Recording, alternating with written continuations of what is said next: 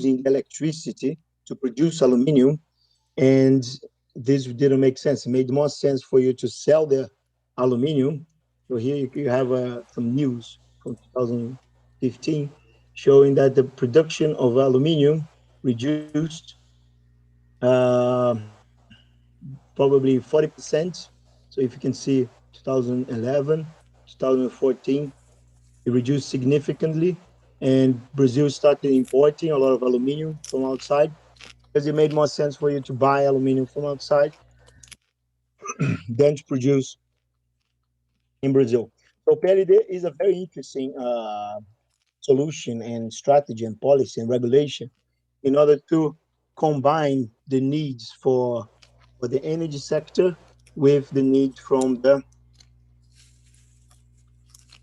for the need for people for the supply of electricity, to guarantee that there will be supply, and to guarantee that the person that's buying buys or not. So if the electricity cost is too high, I'm not going to buy electricity. I'm just going to buy my products from outside. I'm going to stop producing, do something else. I don't know, the market.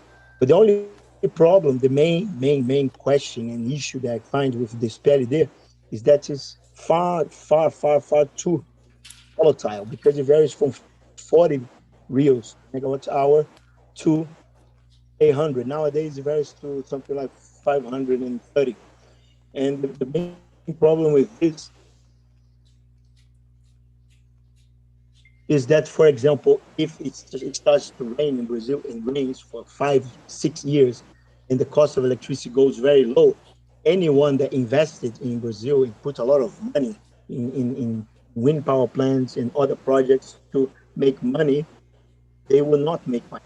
There is a huge risk for these people to get returns from their investments. So having a policy that there is a risk that you in the next 5 years you will be selling your energy for 40 reals per megawatt hour, people don't invest. So this should vary, for example, from 500 to 300, maybe 200, or maybe 400 to 200, and have a very that have the main focus.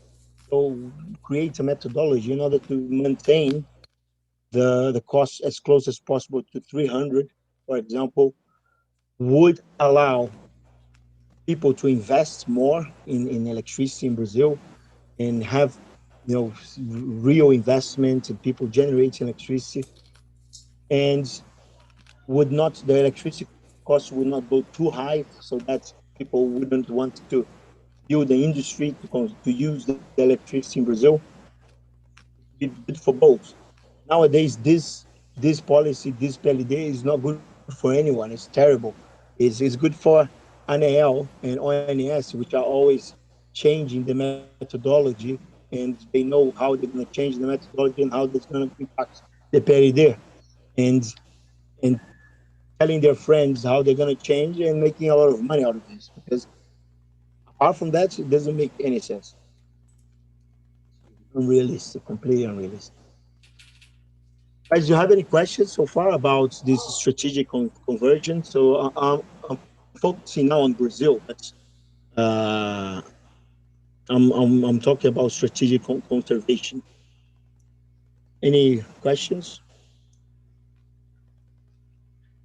Okay, so shall we hear this video? Another solution. So apart from PLD, so I'm talking about policies, Brazilian policies, in order to conserve electricity, in order to reduce electricity. One is energy efficiency. The other one is pricing stimulations. This is another pricing stimulation strategy, which is called bandeira tarifária. Sorry, I don't have voice today. My voice is gone. I'm struggling a little bit, so let's watch.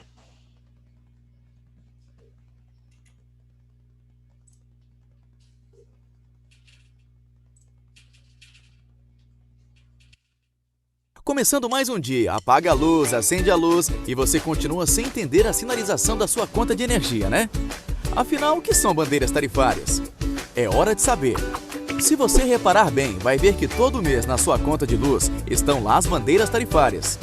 E isso não significa que você vai pagar mais. Pelo contrário, elas te ajudam a entender quando é hora de economizar mais para pagar menos. É como a variação no preço dos produtos que você consome. O tomate, por exemplo. Na Boa Safra, o preço do tomate está mais acessível, mais barato. O que você faz? Compra bastante tomate. Mas quando a safra não foi boa, o preço do tomate fica mais caro. Aí você escolhe economizar e levar para casa uma menor quantidade de tomates.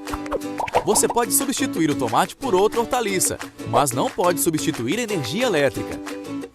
Com ela é necessário racionalizar o uso. E é exatamente para isso que servem as bandeiras. Elas te ajudam a saber o valor da geração de energia do mês. Verde, boas condições de geração. Amarela, sinal de alerta. Vermelha, condições ruins de geração.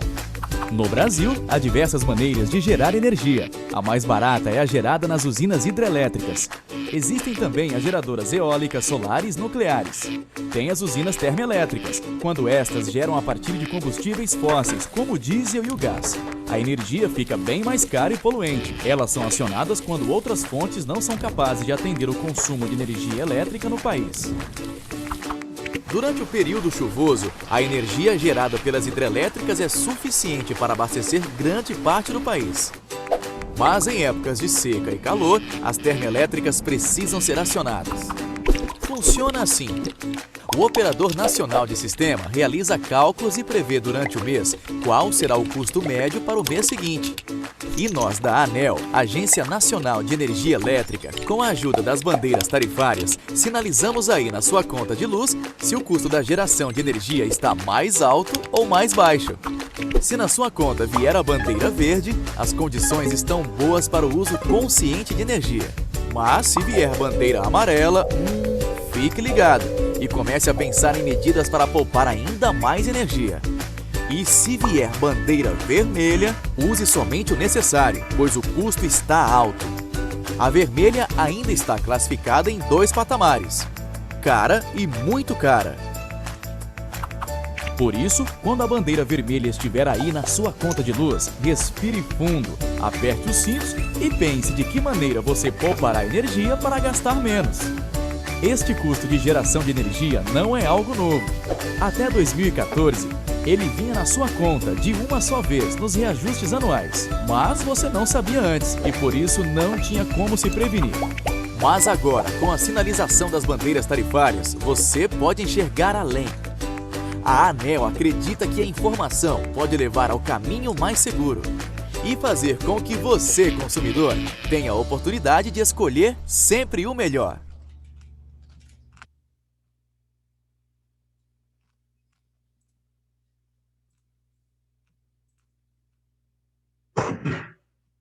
Right. So these bandeiras tarifárias, they are kind of the same. They have the same objective of PLD. They want to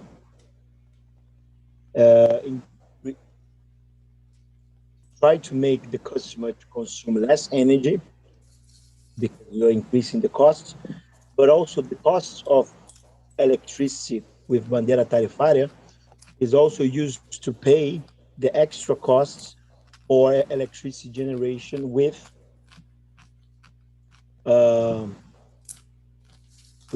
natural gas power plants. So with thermoelectric power plants, it could be even possible or better for the government to increase a little bit more the costs, but then you have huge impacts in inflation and stuff. And you might even end up having energy residential tariffs varying like the LED. Even the LED should vary a little bit more, the variations. And so mainly this depends on the amount in Brazil, on the amount of rain that you have. So if there is a rainy year, it's raining a lot, all the reservoirs are full, filling up, there is bandeira verde. If the reservoir intermediate, bandeira amarela, and if the reservoirs are low and it's not expected to rain and the river flows are very, very short, then it's bandeira vermelha, and then you have bandeira vermelha too. So comparing them and assuming energy electricity cost, for example, for a house of 700 reals per megawatt hour. We normally talk about 70 cents per kilowatt hour. The Bandeira Verde, you have a 0% increase in your tariffs. If it's yellow, it's 2% higher. If it's red, it's 6. If it's red 2, is 9. If the cost of electricity in your state, in your distribution company is higher, then these percentages will be lower. If this the cost is lower, then the percentages will be higher because the increase is fixed. The amount of increase with the bandeiras is fixed. Right. So concluding these different demands management strategies, we have that, for example, a country. So this conclusion involves also the previous lecture, right? So whoever was not in the previous lecture, this will be news. So if you have if you live in a new inflexible country where you have a lot of coal power plants and uranium power plants, the main strategies that you need is this valley filling because the electricity supply is base load is fixed. There's not so much variation, so you need to use this as much as possible. So you will invest in technologies in industries that, for example, consume a lot of electricity at night, and the coal power plants together with the distribution company will focus and try to find solutions in order for the power plant electricity to be used as much as possible and to reduce the overall cost of electricity to the grid. The other one is load shifting. So, for example, energy storage, pumped storage. This is the case of pumped storage. A lot of countries that have coal and uranium have a lot of pumped storage, which the objective is literally store electricity at night. So the curve is the opposite. Load shifting. You shift from the night when electricity is cheap to the day, so you generate during peak hours. And the other one is peak clipping. As I mentioned to you, in the US, you have distribution companies which turn off the air conditioning from customers in order to reduce the load of the system. Other strategies is creating the tarifa branca, which I talked in the last lecture, or different tariffs which increase the cost of electricity during peak hours. So then people invest in diesel generators. Diesel generators, they just lower the peak demand. They don't store electricity at night and generate. During the day, they lower the peak because they're generating with diesel generators in their backyard. Flexible sources, for example, in Brazil, if you have a lot of hydropower plants or if you have a lot of gas generation, so if your country is based, the base of electricity in your country is this, the main focus that you have is peak clipping, which is the main issue for Brazil because you have a lot of capacity, you have a lot of power plants, turbines, and you can generate at night during the day, doesn't matter. But you still have to invest in a lot of power plants, and this investment is expensive. So, in order to reduce the amount of investments that you need to have, how many power plants, how many hydropower plants, gas power plants, you just have to focus in reducing the peak. Now, the countries are going to shift to a more variable renewable energy sources. What you're going to have to need is these flexible load growth strategies. For example, desalinating water when you have energy available. I mentioned several other ones. I'm going to share with you in the slides. I have already shared, so you can have a look. Other alternatives, energy storage, and also peak clipping.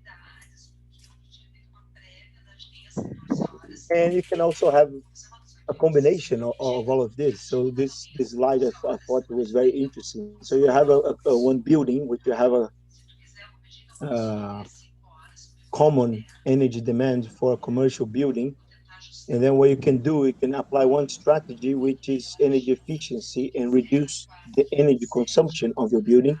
And this will lower this curve. So the whole demand, for example, in lighting, in air conditioning, other more efficient equipment will lower your energy needs. And then you can invest, for example, in a PV, in a solar photovoltaic. So centralized this decentralized generation, then you generate a lot of electricity during the day.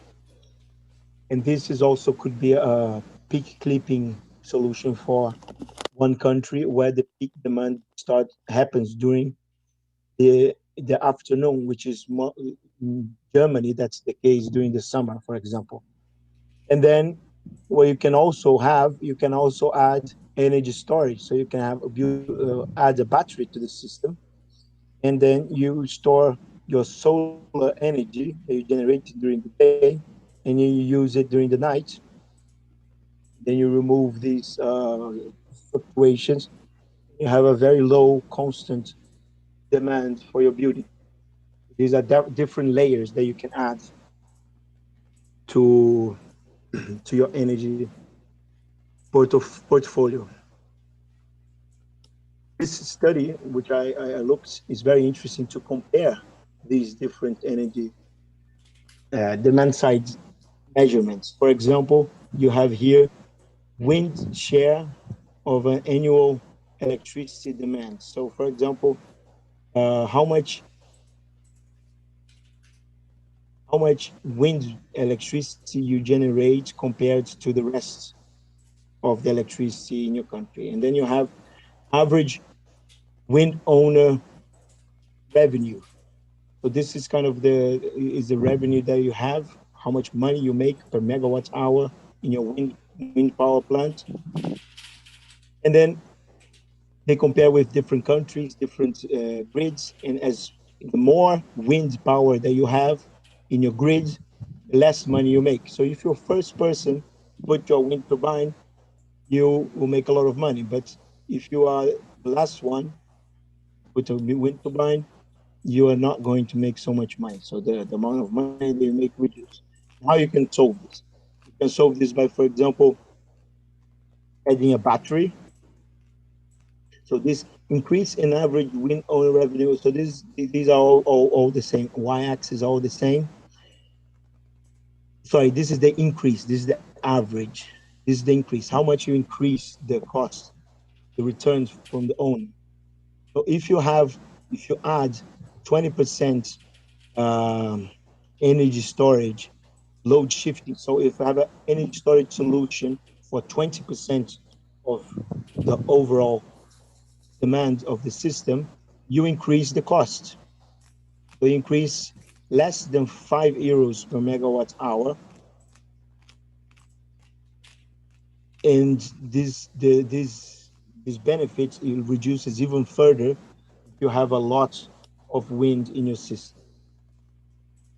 However, if you have, for example, a 7-day hydrogen storage, so if you can store energy for 7 days, then this benefit increases significantly. So if you have a lot of hydropower, the returns that you have in your investment, so this line starts becoming a little bit more flat. It doesn't go so low because the cost starts to increasing.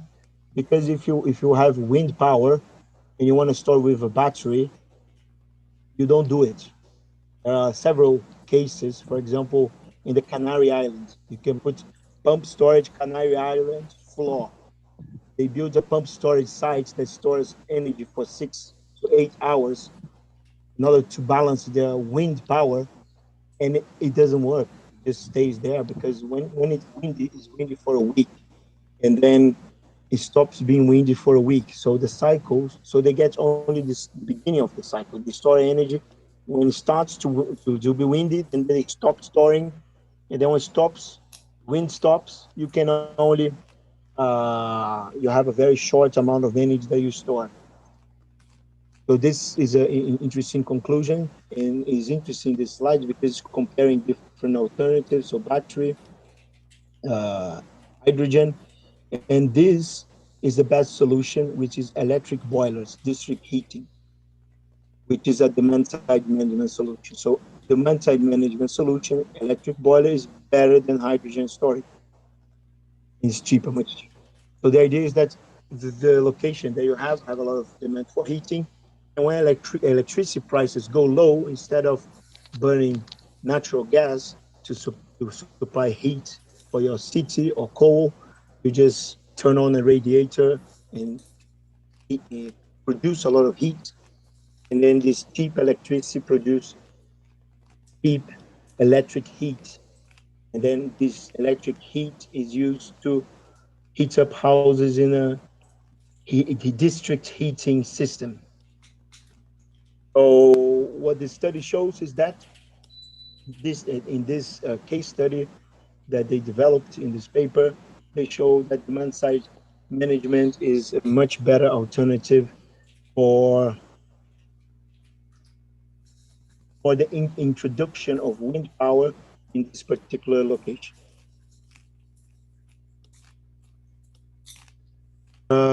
So in the publication from EPE, they show another study, a different study, which is similar, and then they show the size of the peak. There are different peaks. There are 1 hour peak, 2 hour peaks, 3 hour peaks, 12-hour peaks, and then the amount of solutions that you have for the reduction in demand and how much it costs. Um, so you have these solutions with these cycles can reduce the demand at these percentages, and they have a study that shows several alternatives, and they rank the different costs for different alternatives. There are several demand side management alternatives. This district heating is one of the examples. I gave maybe 20 examples in these two lectures. The objective is to use electricity when it's cheap. So regarding the main policies that you can apply in order to implement demand side management strategies is the time of use, which is, for example, the Tarifa Branca, Tarifa Verde Azul, which are the main tariffs which have fixed times where the cost is low and the cost is high. So off-peak, peak generation.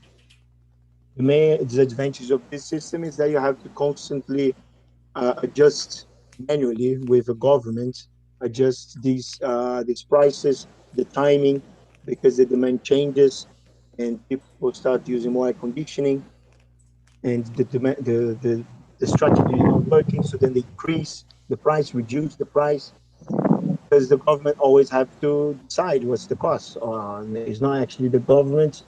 I guess it's the government with the distribution companies which sets the price. Another option is to have a critical peak pricing, which is have a market, create a new market where people will give a price during critical peak timing. I cannot provide you with electricity. I'm sorry. If you want electricity, you have to pay very expensive, and then the customer have to decide if they wanna buy it or not. This doesn't exist in Brazil, but there are some examples in the US. There's peak peak time rebate, which is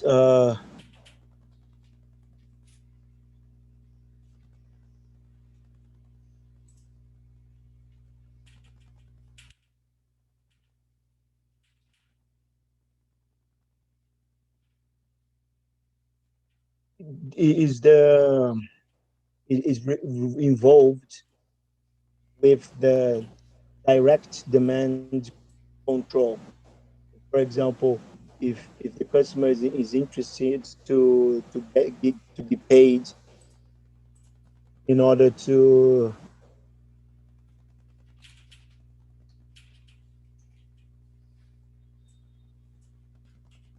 they are paid in order to reduce their demands. So, for example, I have a system that the utility controls to turn off my air conditioning, to cut my demands, to reduce my load, and then they give me a payment they reduce my tariffs, my electricity tariffs, in order to be able to go there and cut my electricity. This is peak time rebate. Real time pricing is, for example, The Mercado Livre. Mercado Livre is a real-time price because the cost of electricity varies. If the cost is very high, I'm going to turn on my industry. So Mercado Livre doesn't apply for residential customers because it has to be high. The consumption has to be higher than a certain threshold.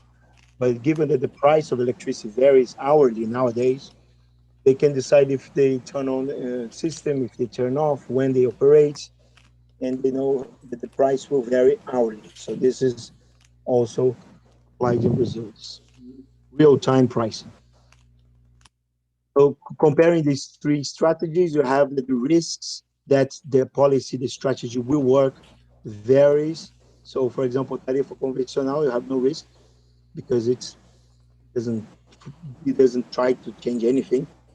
The time of use, it's relatively low the risk because you just set the strategy there, the people join or not, and you don't know if they're going to join. So the impact, the effectiveness of the policy might not be very high.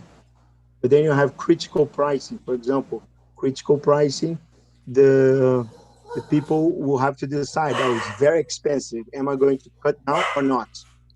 But it's less effective, but it's more risky. And then the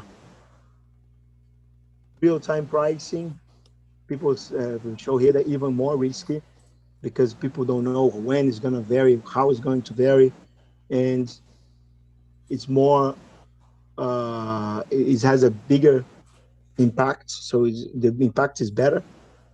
The amount of demand is controlled with the price variation is higher. However, you don't know if it's going to work or not. If it works, it's very good. So this is an example. So this slide talks about an example of peak time rebate. Now I'm talking about this policy, right? So I'm showing that this policy works in Maryland. And for example, several people joined this peak time rebate and many, so in 2013, 96%, no, 96 megawatts joined this policy and then increased substantially into 2017, 330 megawatts. Some of them left. This is the opportunity that the customer has to have a lower bill, lower electricity bill, but then the, the utility decides if they turn on or off some of their equipment. Another policy which is together with this real-time pricing, you can have real-time pricing of the supply, which is this red curve, but you can also have a real-time policy, a real-time price for the demand. The demand of electricity can vary. So for example, people say, oh, next year my cost is going to be, this is the supply uh, available, supply cost available for electricity is a stair. So it's these steps, these red steps. And then the people say, okay, this will be my demands because if the cost of electricity is lower, they will produce more, they will expand their plants, they will make different decisions according to the future prices of electricity. So having this market, which is not only fixed to the supply, helps a lot in order to plan the the supply and demand issue, right? So this is very interesting. You have price, you have a variable price, but does not only takes into account the cost of supply, but also takes into account the cost of the demand. So how much the people that demand electricity are willing to pay. This is also a very interesting policy, very interesting strategy. It works in Europe, it works in the US. Unfortunately, in Brazil, the cost of electricity is kind of a fixed for the demands. So the demand cost is fixed, and then you have only the cost of supply varies. You don't have a demand market. So in the demand markets, the idea is to reach this point where is the point where the electricity costs is the ideal for the demand and for the supply. For example, if the demand increases the amount of energy that they need, this this line is going to go up. This line go up. What happens is that the cost of electricity overall for the whole system will go up also. And if the demand goes down, what happens is that the cost of electricity will go down. But having this market, what happens is that in order to predict how the cost will go up and down is much easier because everything is planned. Everyone knows what everyone's going to do. It's just much easier for you to plan your expansion, to avoid risks and stuff. So this type of market is also very interesting for energy sector. And then you can have also this. I found this interesting because it's just a mix. Is like a soup with everything is implemented, and is an example that several policies can work together, and in a way, it could turn out to lower the cost of electricity, having uh, supply and demand cost lines, having different policies, energy storage, flexible demand side management. If somebody really wants interested in this type of stuff, I had a citation there. You can read more. And yes, there is several other alternatives. There are several options in order to do demand side management. In this graph, it shows mainly operational flexibility. So diesel generators, you can have demand side management, demand flexibility, energy storage, wide side flexibility, which is this demand response, and several alternatives. Different ways to analyze it, different ways to talk about it, different ways to interpret, and is a huge is an area with a lot of knowledge, a lot of demands, a lot of things. Which in Brazil, for example, is limited to a few policies, but are very important policies. But also there is a huge potential to for expansion. Overall, like somebody that has a bit of common sense came up with evolution for demand side management strategies, and they suggest that looking for low cost, high cost, and low share of variable energy, renewable energies, and large variable renewable energy sources in the grid. The, the sequence would be to have demand response in residential and industrial strategies, transmission, expansion, distribution, strengthening. I don't know what fact is, sorry. Energy storage, advances in pumped hydro batteries, thermal energy storage, electric fuel sector coupling. So coupling hydrogen sector, which is for transport, coupling heat pumps, which is heating sector, coupling with EVs.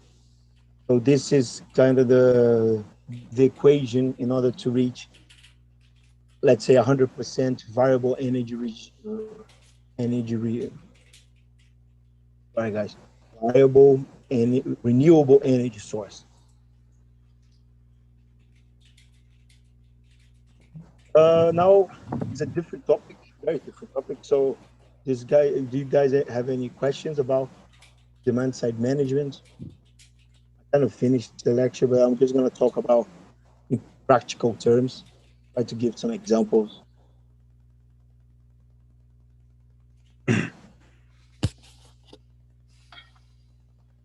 No questions. Let me see if somebody try to. Okay. All right. So looking at different sectors, how the load of different sectors um, behave. So you have typical home. The typical home has a small base load, which has a during the day has a peak, and then during the evening has a peak. and then the variation varies from 30 to 60%.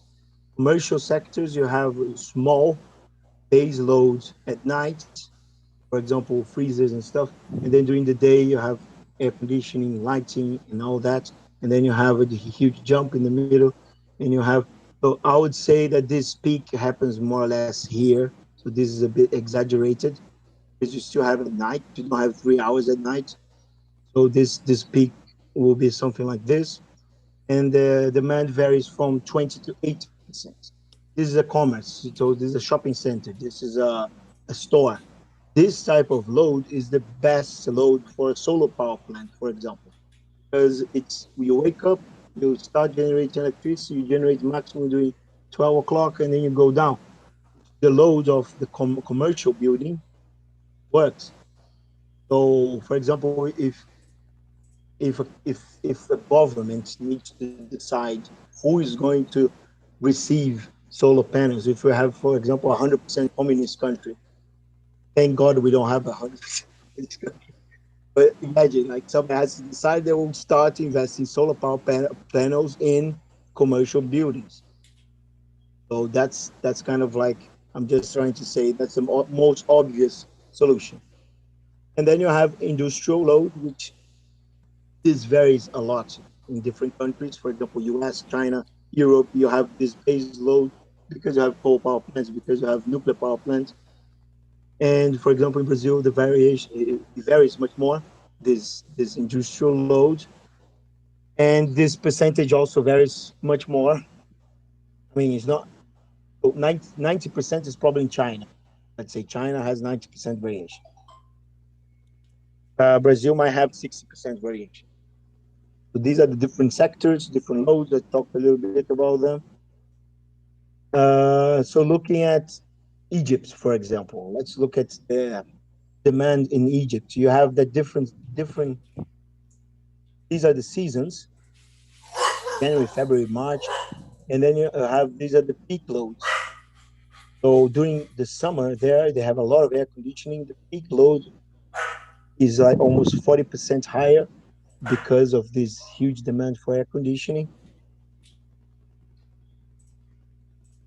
And for example, the daily demand, day electricity demand, it's they they probably work at night because they go to sleep at 4 o'clock in the morning because it's too hot during the day, and then the day is kind of small, and then at night rises again. It's very weird. I didn't think about this before. Just looking at this, trying to understand. But literally, what the conclusion that I have probably this is in the summer, and then they go to sleep at 7 o'clock in the morning because it's too hard to work during the day, and then they have their life going at night, and then during the day, half of the people sleep, half of the people don't sleep, and then they live there in Egypt.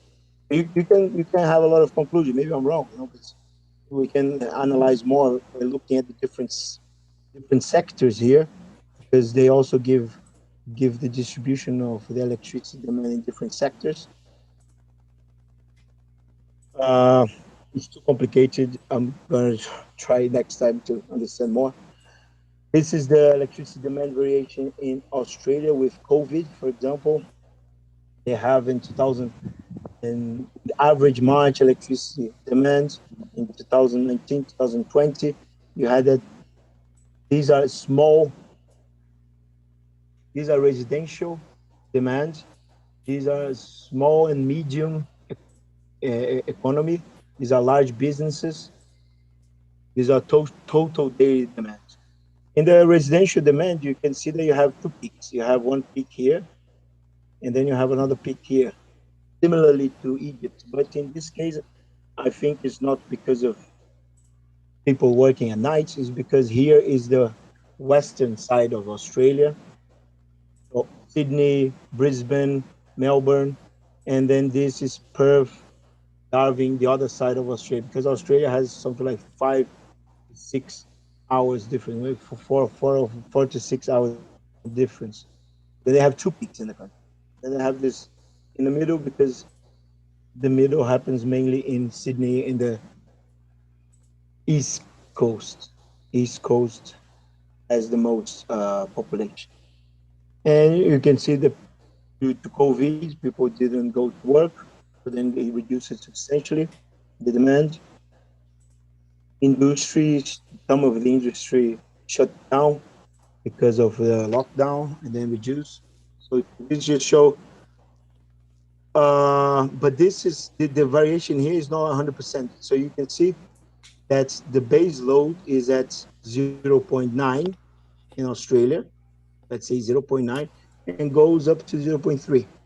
So you can see is a big chunk that doesn't vary because Australia has a lot of coal power plants. Uh, if you see in the small businesses, the variation is much higher. It's almost double the demand from the nights to the day doubles. And the residential sector also varies 3 times, maybe 2.5 times. So you have much more variation, overall variation in residential sector. You have a significant variation in the commercial sector, and this is the industry. This looks like it varies a lot, but it doesn't because the y-axis starts at zero point 0.9. This is Ivory Coast. It's very funny, this graph. I was looking, trying to understand this graph. They have pre-summer day, so kind of spring. They have summer and they have post-summer. So they have 3 seasons in Ivory Coast, and the demands are very similar. And so there's rural, urban, commerce, and industry, and it's completely the same, and it doesn't vary very much. So does anyone might have an idea for why the energy profile of Ivory Coast is like this?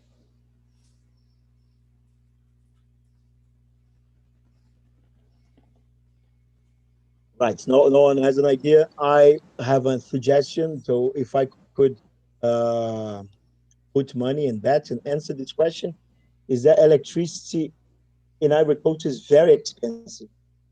So and they have a huge demand lack for electricity supply. So whichever power plants they have, it's just utilized as much as possible because they have a huge compressed demand. How do you say? Só compressed demand. É demanda não. É uma demanda não. É uma pessoa que tem o dinheiro, gostaria de. I would like to buy electricity, but there is no electricity in the market. So you go to the market to buy pizza, and there is no pizza. And there is no pizza. Why? Because the country cannot put itself together. And then the demand is contracted demand. I don't know how to say it. So then they use as much as possible the demand. Is very interesting. Maybe they have diesel generators in order to supply the electricity demand when people go home. But the demand for residential sector is small compared to industries. They might have mining industry, a lot of big heavy industry extracting minerals and resources for the country. So that's the Ivory Coast energy profile. This is the energy profile from Denmark. Denmark has very high households. No, let's say 1/3%, 1/3 of the electricity is for households. This is other sectors. It's probably industry. This is green. They don't show what it is. It doesn't go down very much during the weekends. I would say it's industry. Residential kind of increases during the weekend. If you can see here, you have a little bit higher residential energy demand. The funny, so these data, these curves are very difficult to find. I am a researcher at YASA, and my task was to find these curves, and it took me a long time, and I couldn't find many, and I just found some examples for all the regions because they have message. They want to run message. They want to know how the industry, commerce, and residential hourly demand varies, and I struggle a lot to find. So I found that it's interesting for us to brainstorm and try to understand these, because these have are extremely interlinked with demand side management strategies and solutions, and why the demand behaves like this is important to understand in order if you want to work with it in the future, for example. Yeah, so the conclusions that I can see from Denmark are these. You have other demands in the bottom, which are agriculture, private sector, public sector, and industry. Yeah, so they have another industry here. This is probably another industry. I don't know what it is. Maybe they export electricity to other countries. I don't know. Indonesia. Indonesia has a kind of similar demand profile for Brazil. They have an industry, so kind of base load industry. They have a commerce which goes here, and people go to the supermarket. So you can see they have a similar load profile to Europe, US, China. Probably they have gas power plants, diesel power plants, coal power plants, probably coal power plants supplying Indonesia. And these are the residential sectors. So a residential sector takes over almost half of the electricity consumption of Indonesia. Very impressive. And they have a peak here. So it's similar to Brazil. This is from Taiwan. I didn't find China, but Taiwan, as you can see, industry takes over, is the highest, and then has a consumption, high consumption. Commerce is similar, and then you have residential. So the three of them have similar amounts. They all of them kind of match together, and they have a similar variation to the ones that we looked in the beginning. I looked into China, and China consumes 70%. 70% of the energy in China is consumed for industry. The other 30% is divided by residential and commercial. I guess they're the industry of the world. So, but they also have 1.6 billion people there living, 1.2 maybe now, 1.2 billion people living there. So 1.3 billion people. So they consume a lot of energy. Most of it is for industrial. The lessons finishing a bit earlier today. We had two lectures about demand side management. I guess you're tired of listening about demand side management. So let's have a quiz. Which of the following are included in demand side management? Energy efficiency, load management, valley filling, load shifting, peak clipping, or all the above? Can anyone answer? How you answer with the text? Can you guys answer maybe with the text? You guys still there?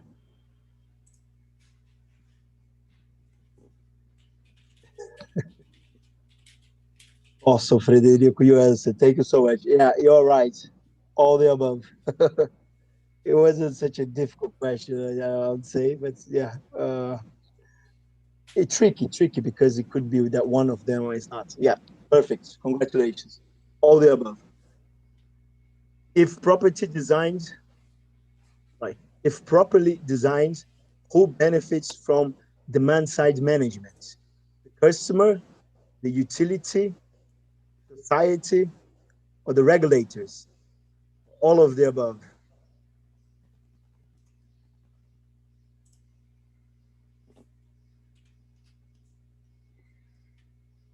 5. Very nice, Natalia. Thank you so much. I would say that in Brazil, the regulator doesn't think about society. So in Brazil, the regulator might not benefit from this, unfortunately, because he only thinks about his own pockets. But let's use a country that can be used as a comparison. Demand response reduces the demand for electricity. Right. the question. Demand response reduces the demand for electricity at all hours of the day or night, usually during peak periods or when turbine generators operate. This is demand response, not demand side management. Demand response reduces the demand for electricity at all times during the day or night, usually during peak hours or when wind turbine generators operate. Oh, very nice, Natalia. Thanks so much for participating. Actually, it's two and three, so three also. So it's not multiple. It's a multiple choice that has more than one solution. So you can also use when wind turbines generators operate in order to reduce the intermittency from wind generation. So a very tricky question. Sorry. Yeah. So there's two answers for this one. Demand response programs may include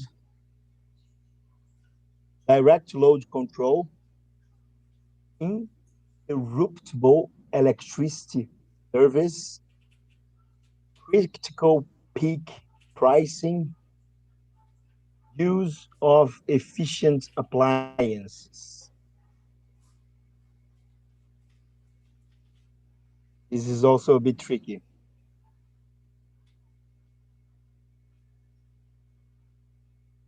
Very nice, very nice. Three perfect, and also the direct control. The direct control is the one that the utility goes and turn off intentionally or air conditioning.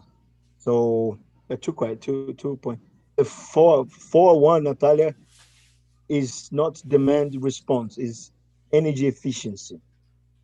So yeah, but thank you so much for trying. In the beginning of the lecture, I kind of tried to kind of recap from the last lecture. You have energy efficiency and you have demand response. So this is the difference. Energy efficiency doesn't look into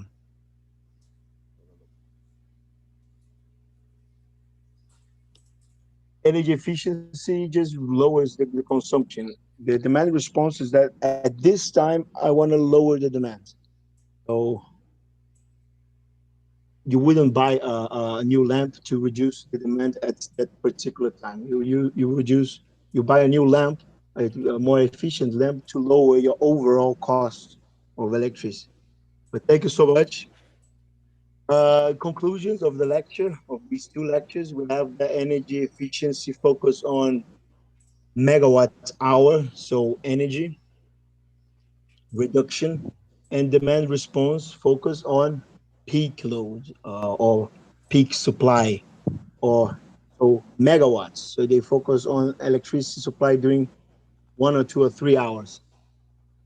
Desalination and water pumping is an interesting alternative for additional flexibility to the system. I talked a lot about this in the first lecture. Energy conservation is a regular policy in Brazil during energy rationing scenarios. So, for example, we have every 10 years we have an energy crisis. And energy conservation in order to ration electricity, reduce the cost of reduce use consumption with higher tariffs is a policy in Brazil, very well implemented. The increase in renewable sources of energy will increase interest in demand side management. Yes, so now demand side management is so important. So people listen about it, talk about it mainly because of solar energy and wind power, and trying to be able to use these two variable renewable energy sources in order to supply energy demands for society. Right. I guess this was the lecture. If you guys have any question, please let me know. If you don't have questions, the next lecture is about strategies for publishing articles. So I'm gonna tell you all my secrets for publishing articles. I have been publishing 5 papers a year for like 3, 4 years, and I really enjoy publishing papers. And in order to publish quickly, you need to have strategies, and I'm gonna give you my strategies, and I hope you make good use of it. So Monday is the last day for submitting your assignment, first assignment, research proposal. Several of you have already sent it to me. I have already revised it, and I have maybe 3 or 4 that I need to revise yet because I didn't have time to finish all of them yet. And they are really good. I'm very surprised. I'm very happy to read very good proposals. You guys took it seriously and did a great job. Congratulations. And yeah, see you next week. Cheers. Bye bye. Bye. Bye, Julian.